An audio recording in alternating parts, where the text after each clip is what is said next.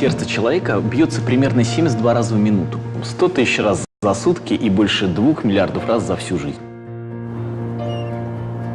Большую часть жизни человек проводит без движения, так как физическая активность перестала быть необходимостью.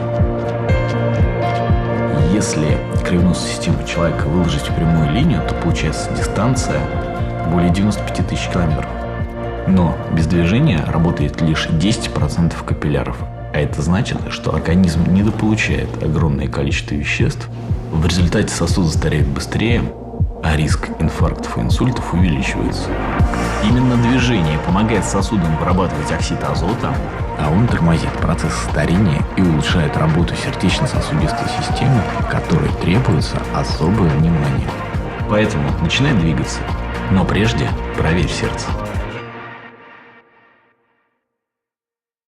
Innovation in you. Philips.